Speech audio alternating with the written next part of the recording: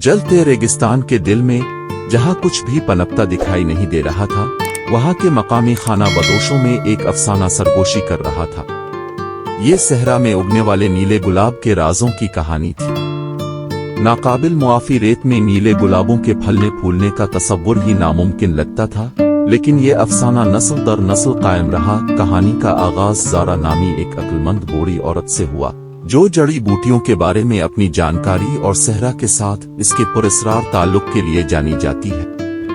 वो एक छोटे से नखलिस्तान के गांव में रहती थी, जिसके चारों तरफ खजूरें थीं और उफुक पर चमकती हुई गर्मी की लहरें हमेशा मौजूद थीं।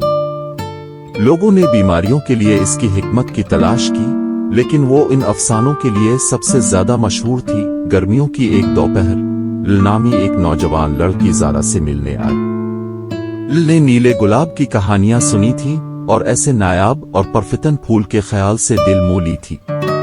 वो ज़ारा से उनके बारे में पूछे बगैर मदद नहीं कर सकती थी। ज़ारा ने जान पहचान वाली मुस्कुराहट के साथ लिल को अपने आजिज घर में मदऊ किया।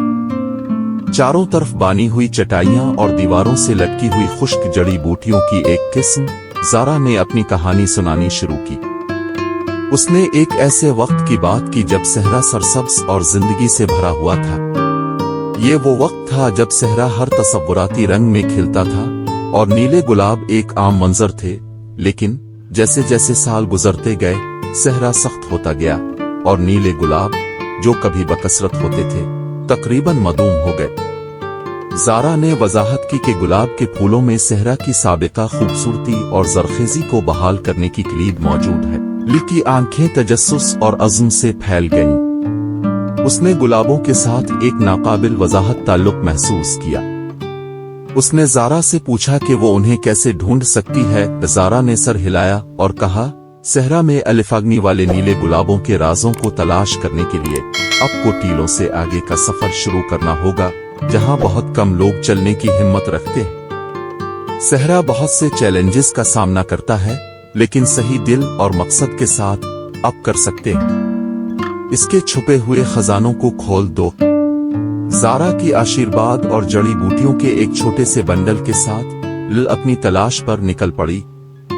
उसने ज़ारा से गुजरने वाले सरोगों और कहानियों की पैरवी की, जो उसे नाकाबिल मुआफी सहरा के दिल की गहराई में ले गई। दिन हफ्तों में बदल गए और फिर भी लिल को नीले रंग के गुलाब नहीं मिले। इसने रेत के तूफानों, चिलचिलाती धूप और शक के लम्हात का सामना किया, लेकिन इसका अज़्म कभी नहीं डगमगा। वो जानती थी कि सहरा के पास वो जवाबात हैं जिनकी वो तलाश करती है। इसका सफर इस वक्त तक जारी रहा जब तक कि एक खौफनाक शाम लिल एक छुपे हुए नखलिस्तान से टकरा गई, जिसके चारों तरफ ऊंचे टीलों ने घिरा हुआ था। इसकी हैरत के लिए इस नखलिस्तान के अंदर मुतहर्रिक नीले गुलाबों का एक टुकड़ा बिछा दिया।